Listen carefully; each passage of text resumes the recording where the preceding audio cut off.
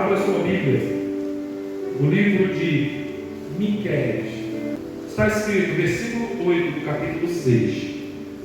Ele mostrou a você, ó homem, o que é bom e o que o Senhor exige.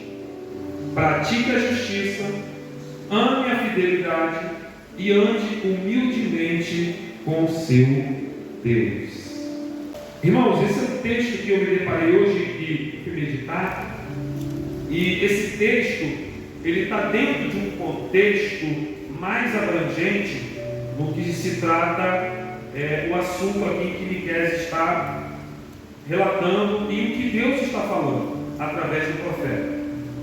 Primeiro, o contexto de Miqueias, no capítulo 6, o versículo 8, ele está inserido em um contexto de confronto e chamado ao arrependimento. Esse é o contexto desse versículo, tá? O profeta Miqueias está falando em nome de Deus para o povo de Israel e por extensão também para o povo de Judá, porque eles haviam se afastado dos caminhos do Senhor. Aqui estão 3 pontos importantes sobre esse contexto, tá? Primeiro é a acusação de Deus. O capítulo 6 de Miqueias, se vocês puderem meditar depois, Miqueias começa com Deus chamando a atenção do seu povo para as suas próprias ações e para a infidelidade do povo. Deus, ele usa uma linguagem forte, comparando-se a um juiz que está prestes a julgá-los. Ele relembra também como os tirou do Egito, os livrou, os guiou, mas o povo, em vez de ser grato e obediente, se corrompeu e praticou a idolatria e a injustiça. O segundo ponto é as tentativas de Deus para o povo. Antes de chegar o versículo 8 aqui, Miqueias ele descreve em várias maneiras pelas quais Deus tentou trazer o povo de volta a ele.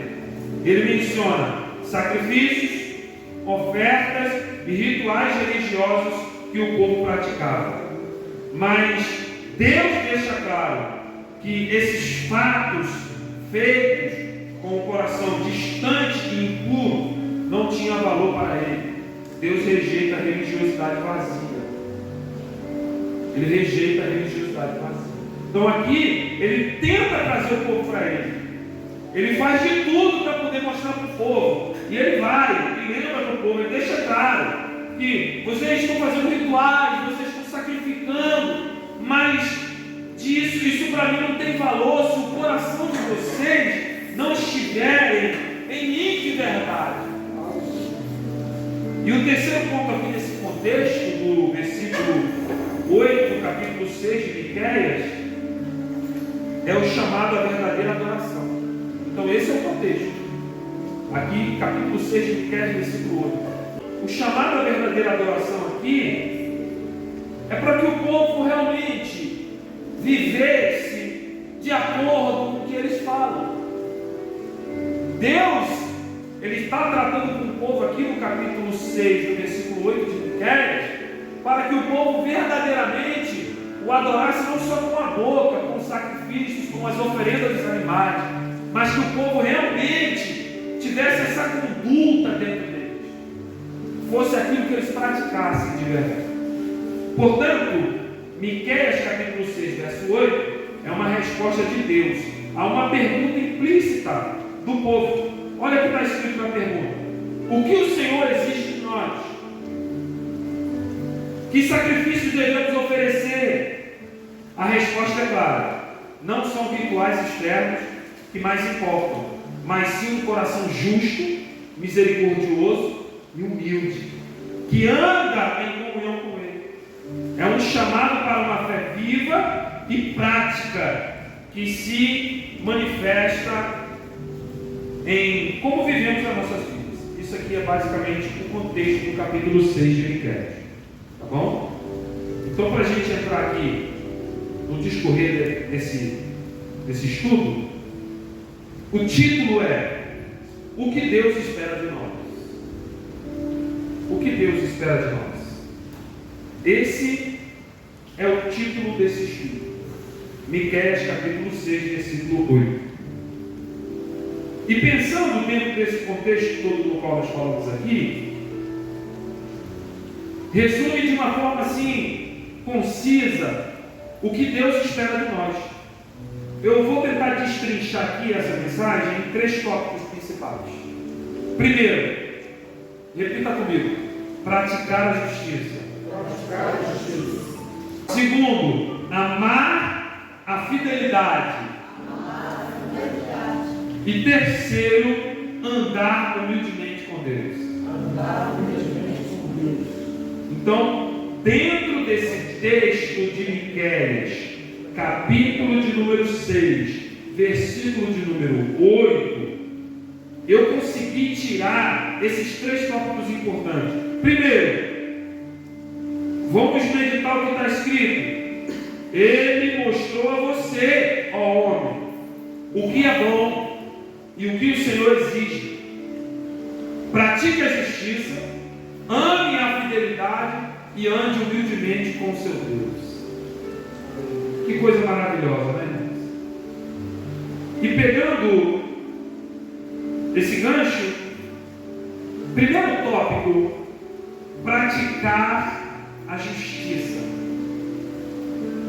Isso significa agir com retidão, equidade, que equidade é o oposto de iniquidade. Então, iniquidade é uma forma muito errada de se viver. Equidade é quando você vive da maneira correta. É imparcialidade em todas as nossas interações. É tratar as pessoas com dignidade, defender o direito dos oprimidos e fazer o que é certo, mesmo quando é difícil ou impopular. Justiça envolve não apenas a ausência de maldade, mas a prática ativa do bem. Então, amar a justiça, praticar a justiça, é algo que todo cristão deve fazer.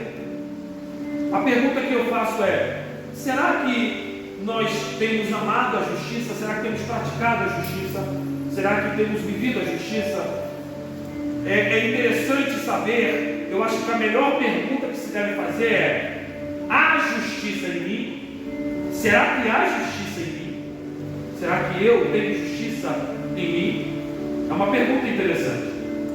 Tem um texto que eu gosto de meditar bastante, que é Mateus capítulo 5, no versículo 6, que diz assim: bem-aventurado os que têm fome e sede de justiça, pois serão satisfeitos. Irmãos, que versículo maravilhoso. Para pensar o que está escrito aqui. Ele começa, isso aqui é um discurso de Jesus, é o Sermão da Montanha, do capítulo 5 de Mateus.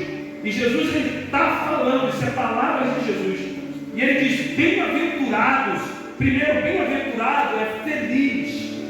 Feliz. Feliz são os que têm fome e sede de justiça, pois serão satisfeitos. Então, eu meditando sobre esse texto aqui, eu parei para analisar a primeira coisa. Jesus, quando ele diz que é feliz o homem e a mulher que tem fome, diga fome, diga sede. Então, Jesus está falando sobre 2 coisas de suma importância, que são necessidade básica do ser humano. Primeiro, a necessidade de se alimentar para se manter vivo, e a necessidade de se hidratar para se manter saudável. Então, Cristo está falando aqui que é feliz aquele que tem a justiça como algo tão importante quanto se alimentar e quanto beber água.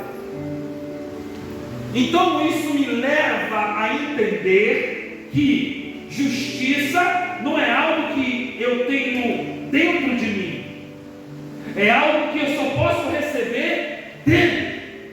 Só Ele tem a condição de nos dar essa justiça. E uma das coisas que nós podemos ficar felizes é que em Cristo Ele nos torna justos. Aleluia. Então, irmãos, é interessante. Da mesma forma que você tem fome e que você tem sede, você deve desejar. Porque ele está dizendo aqui: aquele que tem fome e sede de justiça serão satisfeitos. E quem é que vai satisfazer?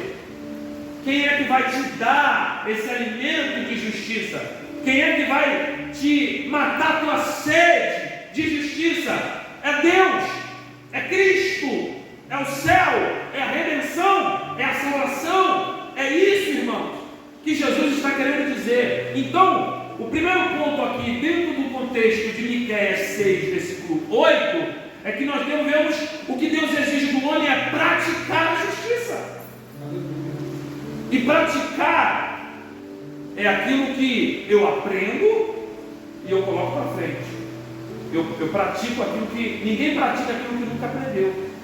Não tem como praticar algo que eu não aprendi. Até a maldade se aprende.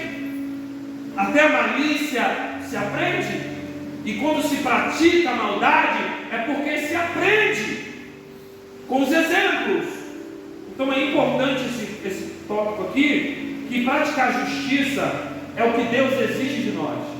Deus quer que todo servo dele, que toda serva dele pratique a justiça, que esteja enquadrado dentro desse texto em Mateus capítulo 5, versículo 6. Bem-aventurados sois vós, vocês são felizes se vocês tiverem sede e fome de justiça. Aleluia! Glória a Deus. O segundo versículo aqui, para a gente meditar sobre praticar a justiça, está em Efésios capítulo 6, versículo 14, que diz assim: mantenham-se firmes, cingindo-se com o cinto da verdade, vestindo a couraça da justiça. Mais uma vez aqui a justiça aparece como uma peça de vestuário. Primeiro, Cristo apresenta ela como comida e bebida. É aquilo que vai te nutrir, te manter. Agora, ele traz um outro contexto em que a justiça ela vem como uma couraça, como o peitoral de uma armadura. Ela vem agora como proteção. Então, aquele que pratica a justiça, ele vive protegido das astutas ciladas do diabo. Porque se tem uma coisa que eu entendi na palavra de Deus, como está escrito lá em Gálatas capítulo 5, lá nos frutos do Espírito, é quem pratica os frutos do Espírito não pode ser julgado pela lei. Não existe lei, não existe legislação criada pelo homem nem por Deus que julgue quem pratica a justiça. É forte, não é? Então aqui a justiça ela também serve como proteção. Efésios capítulo 6 é as armaduras de Deus. Então coloque ela como uma armadura, como uma defesa para te livrar do mal, dos homens maus. Existem pessoas ruins, pessoas más. Deus ele criou o mal, mas de uma forma estável, não para que o homem praticasse, mas o homem escolheu praticar o mal. Existem pessoas malignas. Pessoas malignas são pessoas que praticam maldade. E infelizmente, quem pratica maldade não pratica a justiça. Então, irmãos, praticar a justiça é um ponto importante que Deus exige de todo crente, de todo ser humano. É o que Deus quer.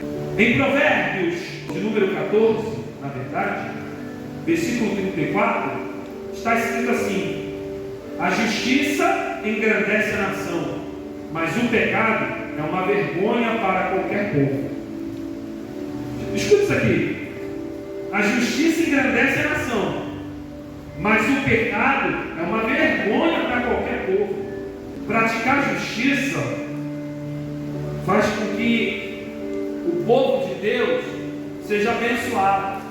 O pecado é uma vergonha para qualquer povo. E como sabemos se estamos pecando ou se não estamos pecando? O primeiro ponto aqui que nós estamos meditando sobre praticar a justiça é: se você não é uma pessoa justa, se você não pratica a justiça com regularidade, se você não é uma pessoa que ama a justiça, você corre um risco muito sério de estar praticando o pecado.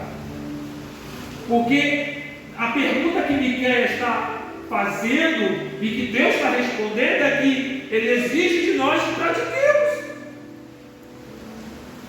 E a nação que pratica a justiça é engrandecida.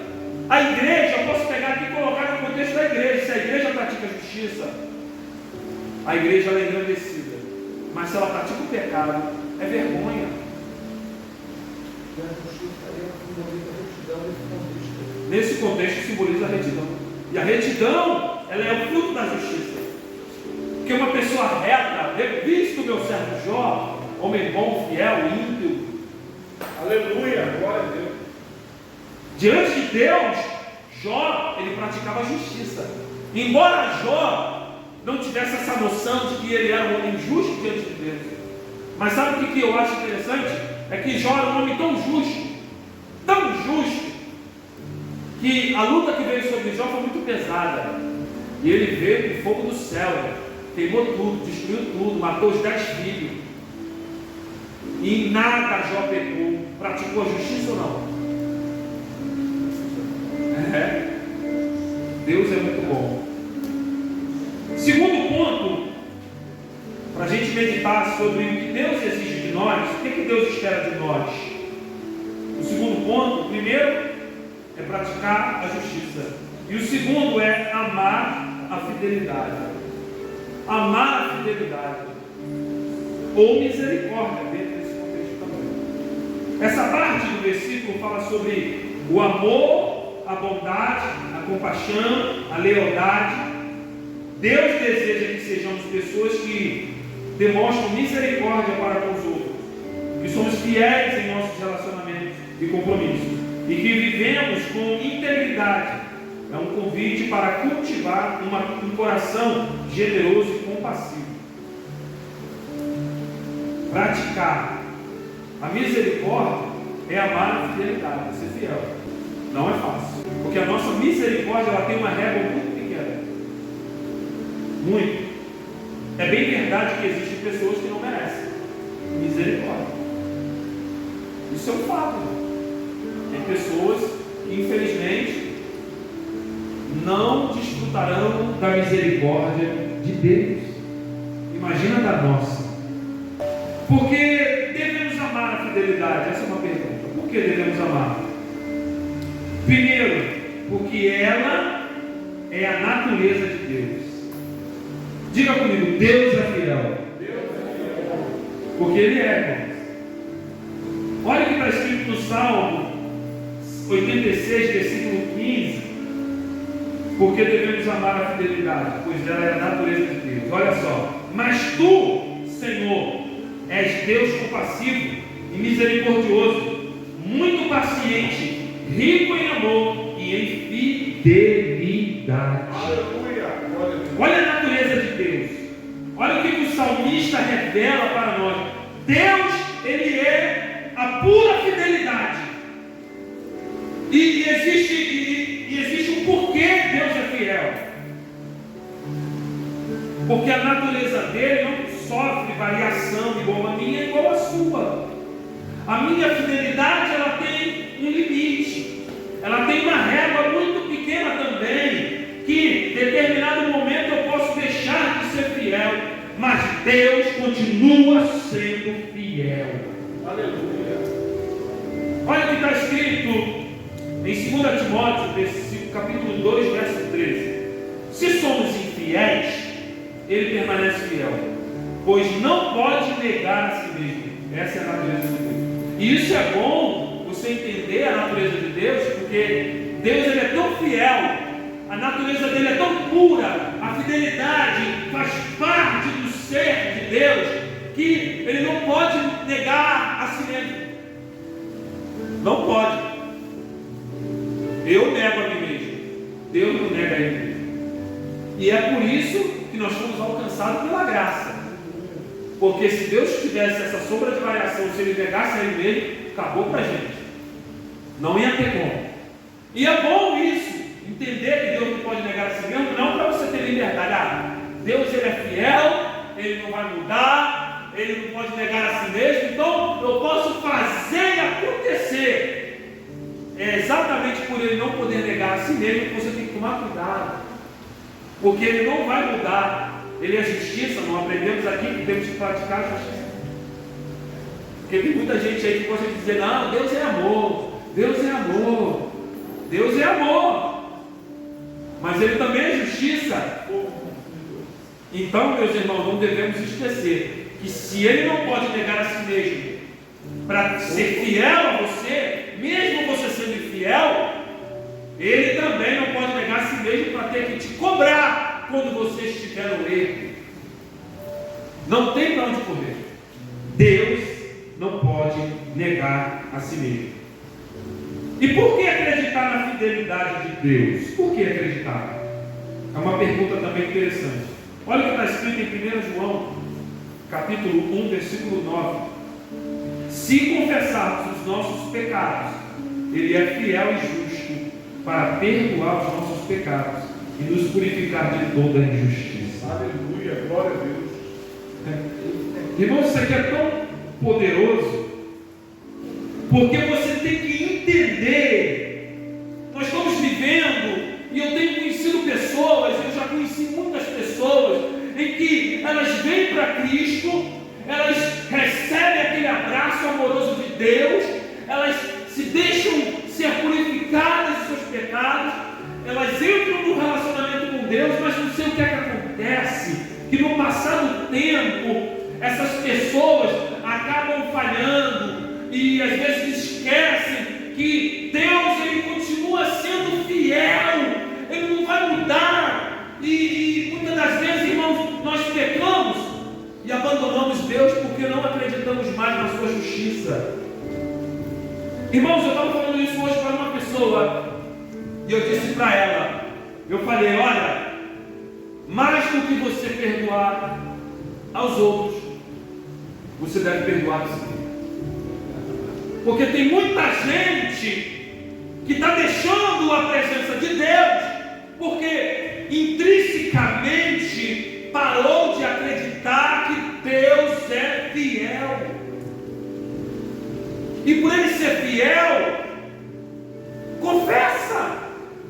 Aquele que confessa e deixa, alcança a misericórdia. Ou seja, você sendo fiel a Deus, Deus vai ser fiel a você. Ele é justo. Então não podemos esquecer que Deus, Ele está pronto para perdoar os nossos pecados. Não esqueça que Deus, Ele está sempre pronto para te perdoar. Irmão, Deus não é um homem que você peca uma vez, Ele fala, tá legal. Aí 2 vezes Ele já começa a te tratar de qualquer forma, já não quer mais se aproximar de você. Na 3ª vez Ele para de falar contigo e nunca mais olhar para a tua cara. Deus não é assim. Deus, Ele é fiel. Se você pecar, eu achei interessante a pergunta que os apóstolos fizeram para Jesus. E Pedro chega e fala, Senhor, até quando nós devemos perdoar o nosso irmão, nosso próximo? Até 7? A lei pedia só até 3. Olha a régua de Jesus. Olha a régua de Jesus. Até 7. Porque 7 era o número dos super fariseus. Até 7. Aí Jesus fala assim, eu não digo para vocês só até 7, mas 70 vezes 7. Entenda que Jesus, Deus abençoe, Jesus, Ele não está dizendo que é a soma de 70 vezes 7 que nós devemos perdoar. Jesus está querendo dizer, não há limite para perdão. Aleluia. Não há limite. Se pecar contra mim de manhã, eu tenho que perdoar. Se pecar contra mim à tarde, eu tenho que perdoar. Se pecar contra mim à noite, eu tenho que perdoar. Agora, não significa, por exemplo, ela depende da interação. Pastor e ovelha, se pecar contra mim, vai tomar uma chicotada. Eu vou perdoar. Claro que eu vou. Mas o cajado do pastor serve para quê? Já percebeu que o cajado do pastor ele tem uma curvazinha em cima? É para chamar a ovelha para perto, mas também para dar-lhe na canela da ovelha. Então quando a gente corrige, é porque a gente ama.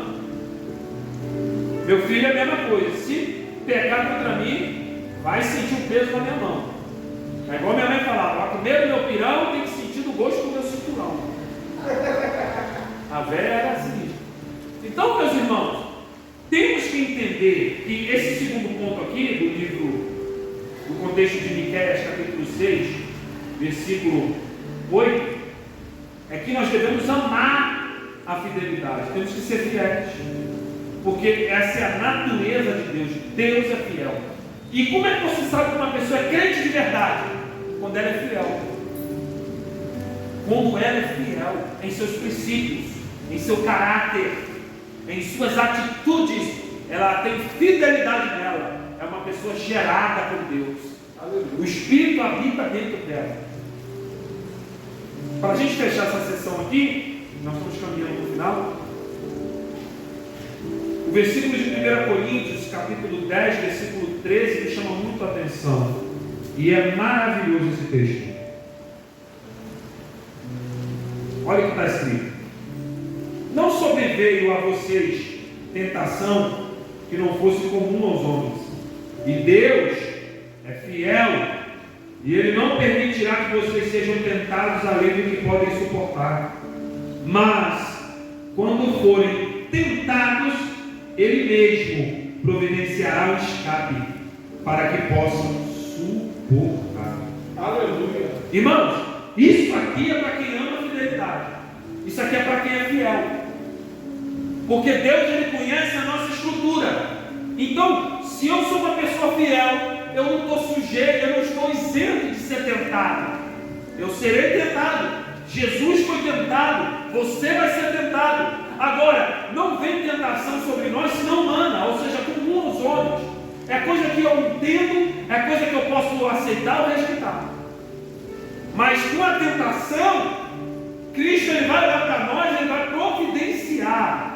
Essa palavra é maravilhosa, porque você vai ver a fidelidade de Deus. Para quem ama a fidelidade, Ele vai dizer assim, ó: Ele mesmo providenciará um escape para que possam suportar. Não existe um crente na face da terra que seja fiel a Cristo, que passar por tentações, que Cristo não envie um escape para que ele fuja daquela tentação. Eu já passei por diversas tentações na minha vida. Já chegou o momento de eu olhar e falar: agora acabou para mim, já deu, não vai dar mais, é agora que eu vou me desviar, é agora que eu não vou suportar mais, que eu vou cair para dentro desse mundão. E de repente, quando eu vejo, Deus envia o escape, Ele cria uma situação e eu permaneço fiel a Ele. Aleluia! Não tem, meus irmãos, crente que ama a fidelidade que não receba escape de Deus. Agora, aquele que não é fiel, aquele que é de aparência, aquele que está distante do Senhor, aquele que não está enquadrado no que Miqueias pede, porque está escrito no texto de Miqueias, o que o Senhor exige. Ele está falando que Deus está pedindo de nós, Ele está exigindo de nós. Nós pratiquemos a justiça, amamos a fidelidade. Isso aqui é tremendo, irmãos. Então, para quem ama a fidelidade, vai sempre ter um escape para você. Quem é fiel, Deus dá livramento. Oh, glória. E o terceiro ponto para a gente finalizar: andar humildemente com Deus. Este é o cerne da vida espiritual. Significa reconhecer a nossa dependência de Deus, viver em constante comunhão com Ele, obedecendo a sua vontade e confiando em sua orientação. Andar humildemente é reconhecer que Ele é Deus e nós somos seus servos, vivendo em submissão e reverência. Irmãos, isso aqui é tremendo. Andar humildemente com Deus. Comunhão com Deus requer, eu separei 3 pontos aqui importantes também. Primeiro, comunhão com Deus requer santidade. Assim, em Hebreus 10:22 está escrito: assim, aproximemo-nos de Deus com um coração sincero e com plena convicção de fé, tendo os corações aspergidos para nos purificar de uma consciência culpada e os nossos corpos lavados com água pura. Santidade. Andar humildemente com Deus requer santidade. E santidade não se limita a não toque, a não pegue, a não coma, a não faça, a não vista. Isso não é santidade. Não é. As pessoas acham que santidade, a santidade é eu colocar o terno e a gravata. A santidade é eu andar com o saião até lá embaixo. Santidade é botar um roupão, eu botar aqui até o pescoço, eu meter um coque. Isso não é santidade. Santidade, aqui no versículo que ele fala, é o que? Ter uma mente pura, tranquila, uma consciência tranquila com Deus. Eu estou tranquilo com Deus, porque a Bíblia diz que Ele nos reconciliou com Ele mesmo. E se Ele nos reconciliou, nós temos paz com Deus. Aleluia! Mas no mundo tereis aflições, porque quem está em paz com Deus, no mundo não tem paz com Ele. Não existe a paz no mundo para o crente que anda com Deus.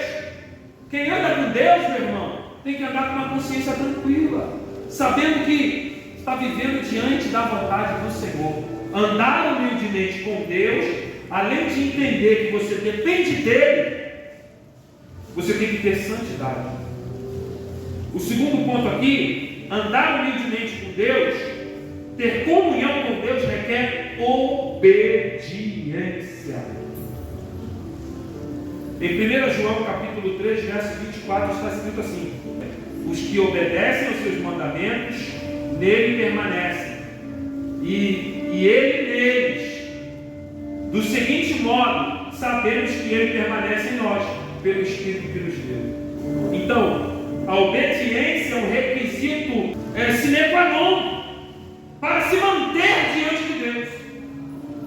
Irmãos, é um requisito de extrema importância, porque sem obediência, sem o princípio da obediência, o Espírito não habita em nós.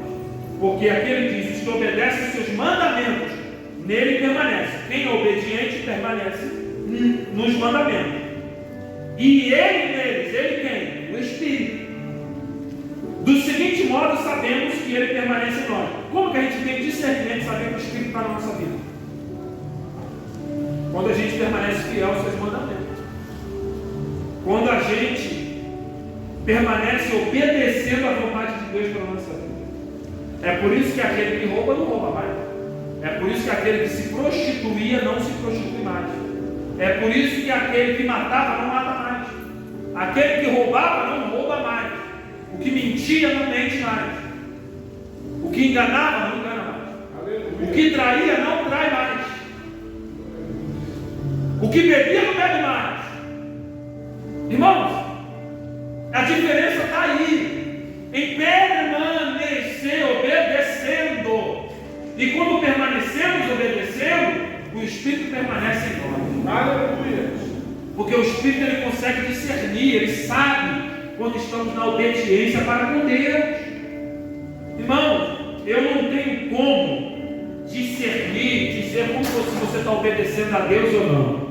Não tem como. Mas, irmão, quando você está na plena obediência com o Senhor, as pessoas percebem à tua volta que você é um homem de Deus. As pessoas vão dizer: ali é um homem de Deus, olha ali uma mulher de Deus.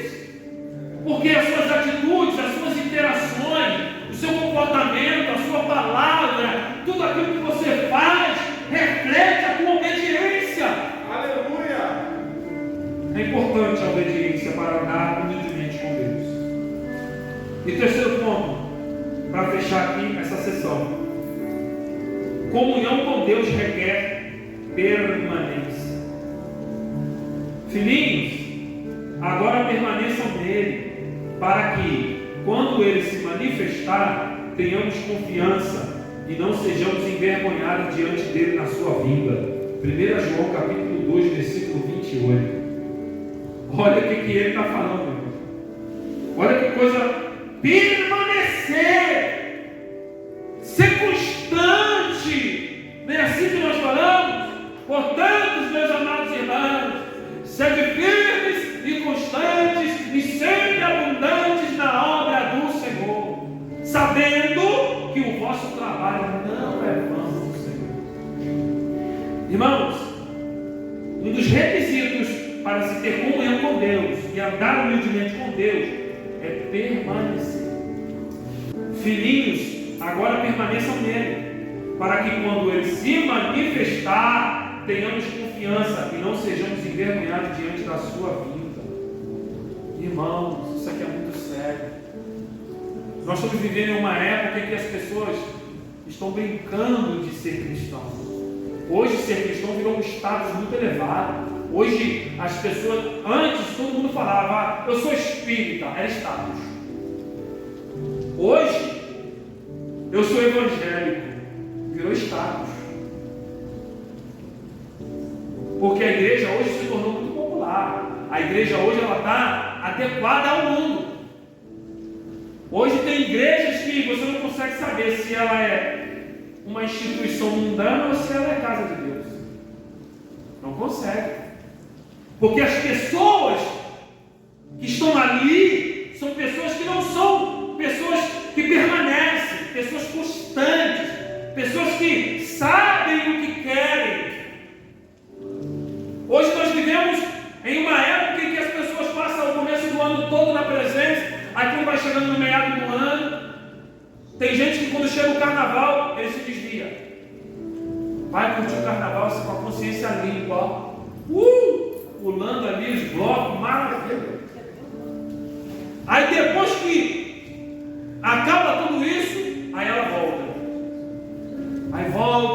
Aí começa a gatear tudo de novo. Aí daqui a pouco qualquer coisa, aí começa a se afastar de novo. Irmão, entenda uma coisa: o pecado jaz a porta. Cabe a você dominá-lo. Sabe quem foi que falou isso? Foi o próprio Deus que falou para Caim. Falou para Caim: o pecado jaz a porta. Cabe a você dominá-lo. Ou seja, irmão, não tem desculpa. Se cabe a mim dominar o pecado, então, irmão, se as coisas ou a tentação é comum aos homens, não tem desculpa diante de Deus. Então, eu não consigo entender uma pessoa que está caminhando tão firme na presença, participa do ciclo de oração, participa de congresso, participa da obra, ministério de louvor, toca instrumento, canta, faz parte de grupo, e de repente do nada começa a se afastar. O que falta é isso. Porque para andar com Deus tem que ser fiel. Para andar com Deus, para ter comunhão com Deus, primeiro, a humildade. Porque humildade requer você reconhecer: eu dependo de Deus. Aleluia! Eu dependo do Senhor. Sem Ele eu não sou nada. Está escrito: sem mim nada podeis fazer. Não tem como, meus irmãos.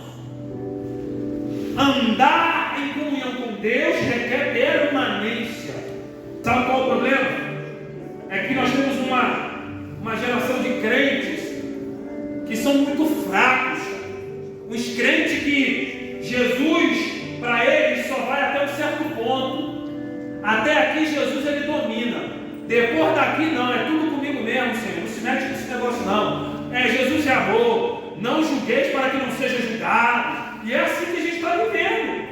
Só que o que a gente aprendeu aqui dentro do contexto de Miqueias, capítulo 6, verso 8. O que Deus exige do homem? Olha o que está escrito. Vamos lá? Olha o que está escrito. E ele mostrou a você, ó homem, o que é bom e o que o Senhor exige. Aí ele bota em 2 pontos. Aí vai aqui, ó. Pratique a justiça, ame a fidelidade e ande humildemente com o seu Deus. Irmão, é só isso, 3 coisas assim. Pratique a justiça, ame a fidelidade e ande humildemente com o seu Deus. O que é andar humildemente com Deus? É rejeitar esse mundo. É rejeitar essas coisas aí. Só que tem gente que só botou uma capa gospel. Continua com as mesmas práticas, só com um envelope gospel. Aqui dentro ainda continua sendo uma pessoa mesquinha, rancorosa, maldosa, uma pessoa vingativa. Acha que o pecado é matar, roubar, se prostituir, adulterar. Acha que é só isso. Fofoca em nosso meio, irmão. Não pode ter isso. Isso é coisa do diabo. O diabo é que bota a fofoca no ouvido das pessoas.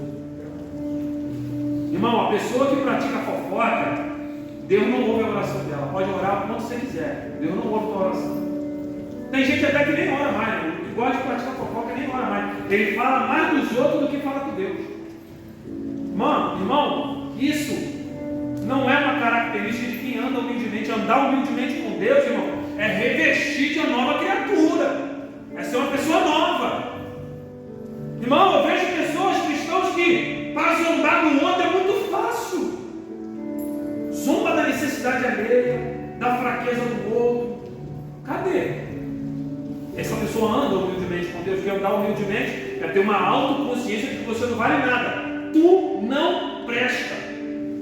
Eu não presto. Ninguém presta. Isso aqui é um hospital. Agora, uma coisa que eu tenho que fazer é me curar para poder curar você. Eu não posso estar doente. Eu não posso aqui doente, mas tem muita gente que está doente ministrando os outros. Não pode. Primeiro você tem que se curar. Você tem que praticar justiça. Você tem que ser leal. Você tem que andar com humildade com o Senhor. Porque é isso que Ele exige de nós. Não é só do pastor, é de todo mundo. Meus irmãos, em nome de Jesus, se você praticar esses 3 princípios aqui, você vai ser bem sucedido. Agora, escute bem, não vai trazer status para você, ninguém vai te abraçar, bater palma para você, tu não vai conseguir carro, tu não vai conseguir destaque, não vai conseguir nada disso. Mas uma coisa tu vai conseguir, que muitos, uma grande maioria não vai, é a salvação. Tu vai entrar pelas portas do céu, porque pela porta do céu o filtro é fininho. Lá, meu irmão, é zero filtro. O negócio lá é sem filtro. Para entrar, a porta é estreita. E largo é o caminho que leva à perdição. E tem gente dentro da casa de Deus andando pelo caminho largo e não percebeu ainda. Porque é verdade. Muita briga, contenda, fofoca, maldade, malícia, não vai levar ninguém a lugar nenhum. Que nós estamos aqui ouvindo essa palavra, porque isso aqui é para nós. Deus fala com quem está presente, que nós venhamos praticar o que Miqueias está escrevendo, para que o nome do Senhor seja glorificado em nossa vida, e as nossas atitudes e as nossas interações sejam saudáveis. Que Deus